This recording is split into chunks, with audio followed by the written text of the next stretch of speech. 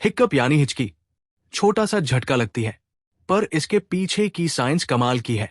जब हमारा डायफ्राम अचानक स्पाज्म करता है, हवा झटके से ऊपर जाती है और वोकल कॉर्ड्स बंद होकर वही क्यूट सा हिक बनाते हैं।